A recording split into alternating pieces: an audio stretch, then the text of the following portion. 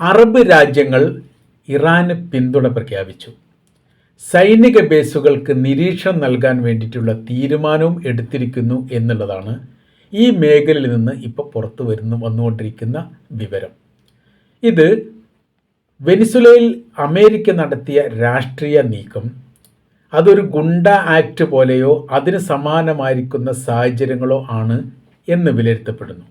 ഒരു സ്വതന്ത്ര പരമാധികാര റിപ്പബ്ലിക്കിന് നേരെ അമേരിക്ക നടത്തിയത് ഒരിക്കലും അംഗീകരിക്കാൻ സാധിക്കാത്തതും കാടത്തം നിറഞ്ഞതും മനുഷ്യത്വരഹിതമായിരിക്കുന്ന പ്രവൃത്തിയുമാണ് എന്ന് ആദ്യമായി പ്രതികരിച്ചത് റഷ്യയാണ്.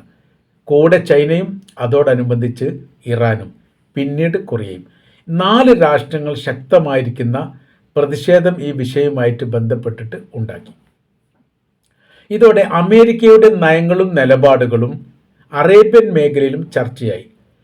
ഈ പ്രവൃത്തിയുമായിട്ട് ബന്ധപ്പെട്ട കാര്യം ഔദ്യോഗിക തലത്തിൽ അറേബ്യൻ രാജ്യങ്ങളിൽ നിന്ന് ഒരു വിമർശന വിധേയമായ രീതിയിൽ പുറത്തു വന്നിട്ടൊന്നുമില്ല. പല ഘട്ടങ്ങളിലും അങ്ങനെ ഉണ്ടാവാറില്ല. ആന്തരികമായിരിക്കുന്ന നിലപാടുകളാണ് അമേരിക്കയുമായിട്ട് ബന്ധപ്പെടുന്ന വിഷയത്തിലെല്ലാം പല ഘട്ടങ്ങളിലും അറേബ്യൻ മേഖല സ്വീകരിക്കാറുള്ളത്. ഇപ്പോൾ സ്വീകരിച്ചിരിക്കുന്ന വിവരം വളരെ പ്രാധാന്യത്തോടു കൂടി ചില മീഡിയകൾ പുറത്തുവിട്ടിരിക്കുന്നത് ഇങ്ങനെയാണ്: അറേബ്യൻ രാജ്യങ്ങൾ ഇറാനെ പിന്തുണച്ചിരിക്കുന്നു എന്നുള്ള വിവരം അത് അമേരിക്ക അറിയുകയും ചെയ്തിരിക്കുന്നു. അതുകൊണ്ട് തന്നെയാണ് ഇറാന് മേൽ വലിയൊരു ഒരു കടുംപിടുത്തം ഉണ്ടാവുകയോ സൈനിക ഇടപെടലുകളോ അത്തരം പ്രവൃത്തികളിൽ നിന്ന് അമേരിക്ക ഓട്ടോമാറ്റിക്കായിട്ട് പിന്മാറി. അതിൻ്റെ കാര്യമെന്ന് പറയുന്നത്, അറേബ്യൻ മേഖലയിൽ നിന്ന് അമേരിക്ക ഒറ്റപ്പെട്ടു പോകുന്നൊരു സ്ഥിതി വന്നാൽ മിഡിൽ ഈസ്റ്റിൽ അത് സാരമായിട്ട് ബാധിക്കുകയും സാമ്പത്തികം കൂപ്പുകുത്തുന്നിടത്തേക്ക് എത്തുകയും ചെയ്യും. മുൻപ് ഇതേ സമാനമായിരിക്കുന്ന സാമ്പത്തിക തകർച്ച ഉണ്ടായപ്പോൾ, അതായത് ഏതാനും മാസങ്ങൾക്ക് മുമ്പ് തന്നെ ഷട്ട് ഡൗൺ സംവിധാനങ്ങൾ അമേരിക്കയിൽ ഉണ്ടായിട്ടുണ്ട്. അത് സാമ്പത്തിക തകർച്ചയുടെ ഭാഗമായിട്ടുണ്ടായതാണ്. ഷട്ട് ഡൗൺ ഉണ്ടായ സമയത്ത് 1.5 ലക്ഷത്തിലധികം ഗവൺമെൻറ് ജീവനക്കാരാണ് ഒരേ സമയത്ത് പണിമുടക്കിയത്. പിന്നീട് അതിങ്ങനെ ആളുകൾ കൂടി വന്നു എന്നുള്ളതാണ്. അപ്പോൾ അമേരിക്കക്ക് നിയന്ത്രിക്കാൻ പറ്റാത്ത രീതിയിലുള്ള സാമ്പത്തിക തകർച്ച അവിടെ ഉണ്ടായി എന്നുള്ളത് ഒരു യാഥാർത്ഥ്യമാണ്. ഇതിനെ വളരെ ലളിതമായ രീതിയിൽ തന്നെ കരകയറ്റിയത് അറബ് രാജ്യങ്ങളാണ്. ഒരു സാമ്പത്തിക സഹായം നൽകിക്കൊണ്ടാണ് കരകയറ്റിയത്. അവരുമായിട്ട് ഉടക്കുന്നത് വലിയ വിഷയമാണ്.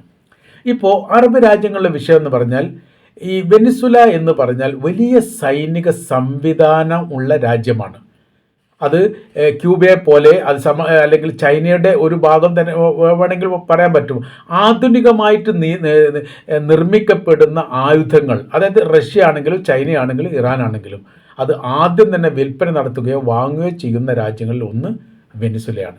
വലിയ രീതിയിലുള്ള സൈനിക ഇടപാടുകളും ബന്ധങ്ങളും നയതന്ത്ര തലത്തിലും സൗഹൃദ ബന്ധത്തിലുമൊക്കെ ഇവർ തമ്മിൽ അങ്ങോട്ടും ഇങ്ങോട്ടും ഉണ്ടാവാറുണ്ട്. പെട്ടെന്നൊരു സുപ്രഭാതത്തിൽ എങ്ങനെയൊക്കെയാണ് ഇത് സംഭവം നടന്നത് എന്നുള്ളത് ഇപ്പോഴും അജ്ഞാതമാണ്. വിവരങ്ങൾ പുറത്തു വന്നിട്ടില്ല. അത് ഒരു ലോകത്തെ തന്നെ ഞെട്ടിപ്പിക്കുന്ന കാര്യമാണ്. അപ്പോൾ ഇപ്പോൾ അറബ് രാജ്യങ്ങൾ ചിന്തിക്കുന്നത് സമാനമായിരിക്കുന്ന സ്ഥിതി വിശേഷങ്ങൾ തങ്ങളുടെ രാജ്യത്തേക്ക് ഉണ്ടാവില്ല എന്നങ്ങനെ പറയാൻ പറ്റും. അത് ഭരണത്തിൽ രാജാവിനെ പിടിച്ചു കൊണ്ടുപോകുന്നതോ അതുമായിട്ട് ബന്ധപ്പെട്ട വിഷയമല്ല പരാമർശിക്കുന്നത്. കാര്യം വെച്ചാൽ ഒരു ഭരണ സംവിധാനത്തെ അട്ടിമറിക്കാൻ വേണ്ടി ഒരുപക്ഷെ എളുപ്പത്തിൽ സാധിക്കുന്ന രീതിയിലുള്ള സംവിധാനം അമേരിക്ക തങ്ങൾക്ക് നേരെ പ്രയോഗിച്ചാൽ പ്രതിരോധിക്കാൻ സാധിക്കാത്ത ഒരു സാഹചര്യങ്ങൾ വരും. അതിന് ഇറാൻ നിലനിൽക്കൽ ആവശ്യമാണ്. അതാണ് അതിൻ്റെ അടിസ്ഥാനമായിരിക്കുന്ന കാര്യം. തങ്ങൾ ആക്രമിക്കപ്പെടില്ല എന്ന് ഇത്രയും കാലം വിശ്വസിച്ചിരുന്നു.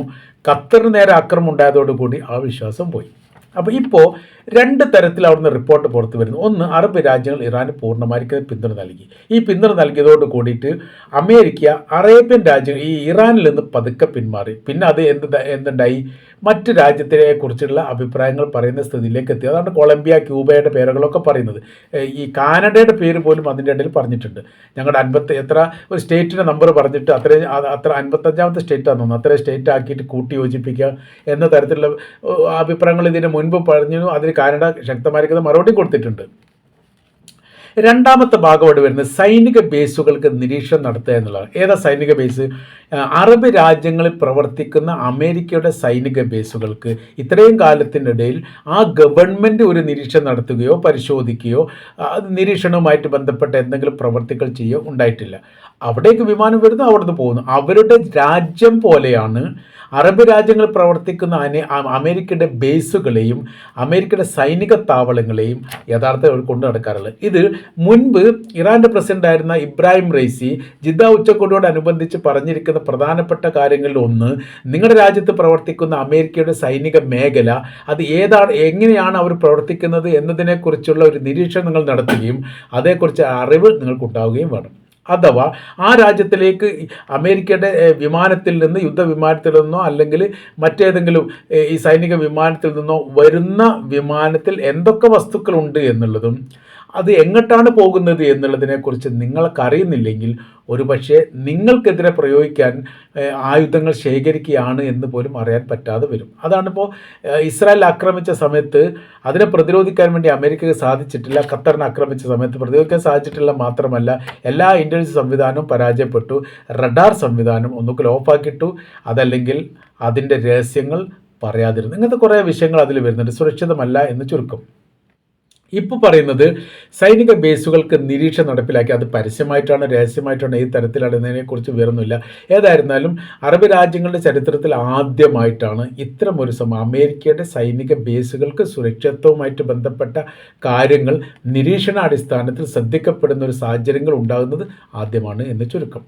ഇപ്പോഴത്തെ സാഹചര്യ വിഷയങ്ങളൊക്കെ വിശദീകരിക്കുന്നതിൻ്റെ ഭാഗമായിട്ട് അമേരിക്കയെ സംബന്ധിച്ചിടത്തോളം ഈ അറേബ്യൻ ബേസുകൾ ഇറാനെ ആക്രമിക്കാനും അതല്ലെങ്കിൽ ആ സംവിധാനവുമായിട്ട് ബന്ധപ്പെട്ട കാര്യങ്ങൾ നിരീക്ഷിക്കാനും നിർണായകമാണ്. അവരായിട്ട് ഉടക്കാൻ വേണ്ടി പറ്റില്ല. അപ്പോൾ ഇവിടെ സൈനികരുടെ ഈ അമേരിക്കയുടെ ബേസുമായി കേന്ദ്രീകരിച്ചുകൊണ്ട് സുരക്ഷാ സംവിധാനം ഇരട്ടിയായിട്ട് പ്രഖ്യാപിച്ചിട്ടുണ്ട്. അത് ഇറാൻ്റെ ആക്രമണത്തോടനുബന്ധിച്ച് ഇറാൻ ഇസ്രായേൽ യുദ്ധം കഴിഞ്ഞ ഉടനെ തന്നെ അതുണ്ടായിട്ടുണ്ട്. പിന്നീട് ഇടയ്ക്കിടയ്ക്കൊക്കെ ഇറാൻ ഇസ്രായേലിനെ ആക്രമിക്കും, അതിന് സംവിധാന കാര്യങ്ങൾ ഒരുക്കിയിരിക്കുന്നു. അതിൻ്റെ പ്രവർത്തനങ്ങളാണ് തങ്ങൾ നടത്തിക്കൊണ്ടിരിക്കുന്നത്. 1500ഓളം ഏകദേശം 1500ഓളം ഇസ്രായേലിൻ്റെ മൊസാദ് വിഭാഗത്തെ പിടികൂടിയിട്ടുണ്ട്. 300-ലധികം പേരെ വധശിക്ഷയ്ക്ക് വിധേയമാക്കിയിട്ടുണ്ട്. പല ആളുകളും ഇസ്രായേൽ ഗവൺമെൻറ്റുമായിട്ട് നേരിട്ട് ഇടപെട്ടവരാണ് എന്നുള്ളത് ഞങ്ങൾ ബോധ്യപ്പെട്ടിട്ടുണ്ട്. അങ്ങനത്തെ ഒരുപാട് രഹസ്യ കാര്യങ്ങൾ ഇറാൻ ലോകത്തെ അറിയിച്ചു. അതോടൊപ്പം തന്നെ ഇറാൻ്റെ വിഭാഗങ്ങൾ ഇസ്രായേലിൻ്റെ അകത്തും പ്രവർത്തിക്കുന്നു. 2 പേരെങ്ങനെ അറസ്റ്റ് ചെയ്തത് വലിയ പ്രാധാന്യത്തോടു കൂടി ജെറുസലേം പോസ്റ്റ് റിപ്പോർട്ട് ചെയ്തിരുന്നു. ഇത് ഇങ്ങനെയൊക്കെ സംഭവം നടന്നിട്ടുണ്ട് എന്നുള്ള കാര്യം. ഇസ്രായേലുള്ള ശാസ്ത്രജ്ഞന്മാരെക്കുറിച്ചും അവിടുത്തെ സൈനിക മേധാവികളെക്കുറിച്ചും റിട്ടയർഡ് ആയിരിക്കുന്ന ആളുകളെക്കുറിച്ചും എല്ലാ രഹസ്യ കാര്യങ്ങളും ഇറാൻ ചോർത്തിക്കൊണ്ട് അത് പരസ്യപ്പെടുത്തി, ഇൻ്റർനെറ്റ് വൈസ് പരസ്യപ്പെടുത്തി എന്നാണ് പറയുന്നത്. അപ്പോൾ ഇങ്ങനത്തെ കുറേ വിഷയങ്ങളുണ്ട്. ഇപ്പോൾ അറബ് രാജ്യങ്ങളെ സംബന്ധിച്ചിടത്തോളം സുരക്ഷാ സംബന്ധമായിരിക്കുന്ന കാര്യങ്ങളിൽ എല്ലാ കാലത്തും 100% വിശ്വസിച്ച അമേരിക്ക പൊടുന്നനെ ഇറാഖ് ആക്രമിച്ചു ഖത്തർ ആക്രമിച്ചു എന്ന് പറയുന്ന സമയത്ത് അവരുടെ വിശ്വാസം നഷ്ടപ്പെട്ടു. പിന്നീട് ഈ കരാർ വ്യവസ്ഥയുമായിട്ട് ബന്ധപ്പെട്ട് സമാധാന കരാർ വ്യവസ്ഥ ആണവായുധവുമായിട്ട് ബന്ധപ്പെട്ട് 5ാമത്തെ തവണയും ചർച്ച നടത്തി ഒമാനും അമേരിക്കയും ഇറാനും തമ്മിൽ. 6ാം ഘട്ട ചർച്ചയോടുകൂടി അതൊരു പൂർണ്ണ വിരാമം ഉണ്ടാകും എന്നുള്ള ഘട്ടത്തിൽ എത്തിയ സമയത്താണ് ഇസ്രായേൽ ഇറാനെ ആക്രമിക്കുന്നത് അമേരിക്കയുടെ അനുവാദത്തോടു കൂടി. അപ്പോൾ യഥാർത്ഥത്തിൽ ഇതൊന്നും വിശ്വസിക്കാൻ വേണ്ടി പറ്റില്ല. അവർ പറയുന്ന ഒന്ന്, ചെയ്യുന്ന പ്രവൃത്തി വേറൊന്ന്, സമീപനം വേറൊന്ന്, നിലപാട് വേറൊന്ന്. ഈ തരത്തിലുള്ള ഈ ഒരു രീതി എന്ത് ചെയ്യാൻ പറ്റില്ല, അംഗീകരിക്കാൻ വേണ്ടി സാധിക്കില്ല. അപ്പോൾ ഇറാന് എന്തുകൊണ്ട് വിശ്വാസമുണ്ട് എന്ന് ചോദിച്ചാൽ അവരുടെ നിലപാടുകളും സമീപനങ്ങളും ഇടപെടലുകളും വളരെ കൃത്യമാണ്. അതിന് ലക്ഷ്യമുണ്ട്, അത് യാഥാർത്ഥ്യമാണ്, അത് ലക്ഷ്യത്തിൽ എത്തുന്നുമുണ്ട്. അപ്പോൾ അങ്ങനെ വരുന്ന സമയത്ത് അറബ് രാജ്യങ്ങളെ സംബന്ധിച്ചിടത്തോളം അവരുടെ സുരക്ഷാ സംബന്ധമായിരിക്കുന്ന കാര്യം ഇറാനെ വിശ്വസിക്കുന്ന തരത്തിൽ പോലും അമേരിക്ക വിശ്വസിക്കാൻ വേണ്ടി സാധിക്കില്ല. ഇറാൻ എന്ന് പറയുന്ന സമയത്ത് 10-15 വർഷത്തോളം സൗദി അറേബ്യയും യു എ പോലുള്ള രാജ്യവുമായിട്ട് നേർക്കുനേരെ യുദ്ധം ചെയ്താണ്. വലിയ നാശങ്ങളും വലിയ നഷ്ടങ്ങളും വലിയ മരണങ്ങളും റിപ്പോർട്ട് ചെയ്യപ്പെട്ടിട്ടുണ്ട്. എന്നാൽ അവരെ എന്നാലും വിശ്വസിക്കാം, പക്ഷേ അമേരിക്ക വിശ്വസിക്കാൻ പറ്റില്ലെന്ന് ഈ അടുത്ത കാലത്തുള്ള ചില സമീപനങ്ങളും നിലപാടിൻ്റെ അടിസ്ഥാനത്തിൽ മനസ്സിലാക്കിയിട്ടുണ്ട് എന്നുള്ളതാണ് ഇറാൻ്റെ പക്ഷം. അത് ഔദ്യോഗികപരമായിരിക്കുന്ന ഒരു ഗവൺമെൻറ്റിൻ്റെ റിപ്പോർട്ടായിട്ട് അതൊന്നും പുറത്തു വന്നിട്ടില്ലെങ്കിലും ഇതൊക്കെ പത്രക്കാരും അവരുടെ മീഡിയേറ്റർമാരൊക്കെ ചർച്ച ചെയ്തിട്ട് ഇങ്ങനെയൊക്കെയാണ് സംഭവങ്ങൾ എന്നുള്ള ഒരു വീക്ഷണങ്ങൾ സ്വാഭാവികമായിട്ടുണ്ടാകും. അതിൻ്റെ അടിസ്ഥാനത്തിലാണ് ഈ കാര്യങ്ങളൊക്കെ ഇപ്പോൾ പുറത്തു വന്നിരിക്കുന്നത് ചുരുക്കം. അപ്പോൾ അറബ് രാജ്യങ്ങൾ പൂർണ്ണമായ രീതിയിൽ ഇറാനെ സഹായിക്കുന്നു. ഇറാൻ്റെ സൈനികപരമായിരിക്കുന്ന ബലവും ശക്തിയും നിലനിൽക്കേണ്ടതും അതിനാവശ്യമായിരിക്കുന്ന സംവിധാനം ഒരുക്കേണ്ടതും അറബ് രാജ്യങ്ങൾ തന്നെയാണ്. അങ്ങനെ വരുന്ന സമയത്ത് എന്തുണ്ടാവും? അവരുടെ ഇറാൻ്റെ പൂർണ്ണമായിരിക്കുന്ന പിന്തുണ മിഡിൽ ഈസ്റ്റ് കേന്ദ്രീകരിച്ചുണ്ടാവും. അതിശക്തവും നൂതനവുമായിരിക്കുന്ന ആയുധങ്ങളുടെ കലവറയുള്ള രാജ്യത്തിൻ്റെ പേരാണ് ഇറാൻ എന്ന് പറയുന്നത്. ലോക ആയുധ വിപണിയിൽ ഏറെക്കുറെ 12ാമത്തെയോ 13ാമത്തെയോ സ്ഥാനത്തേക്ക് ഇറാൻ എത്തിയിരിക്കുന്നു എന്ന് പറഞ്ഞാൽ നിസ്സാരമായിരിക്കുന്ന കാര്യമൊന്നുമല്ല. അതിനുമപ്പുറം റഷ്യയും ചൈനയുമായി നേരിട്ടൊരു പാത ഉണ്ടാക്കാൻ ഇറാനുമായിട്ടുള്ള ബന്ധം തീർച്ചയായിട്ടും ഗുണകരമായിരിക്കും എന്നും അറബ് രാജ്യങ്ങൾ കണക്കൂട്ടുന്നു. അപ്പോൾ അമേരിക്കയെ ഒഴിവാക്കുക എന്നുള്ളത് അവരുടെ മാനസികപരമായ രീതിയിൽ ഒഴിവാക്കപ്പെട്ടതാണ്. ജനകീയപരമായ രീതിയിൽ ജനങ്ങൾക്കും അമേരിക്കയോട് താല്പര്യമില്ല. കാര്യം എന്ന് പറഞ്ഞാൽ സമീപനവും നിലപാടുകളും എല്ലാ കാലത്തും മുസ്ലിം വിരുദ്ധമായിരിക്കുന്ന രീതിയിലേക്കാണ് അവർ തെളിച്ചു കൊണ്ടുപോകൽ എന്നുള്ള ഒരു യാഥാർത്ഥ്യമാണ്. അതുകൊണ്ട് തന്നെ അവരുമായിട്ട് നിലനിൽക്കുന്ന രീതികളൊക്കെ അങ്ങനെയൊക്കെ തുടർന്നോട്ടെ, വിഷയമൊന്നുമില്ല.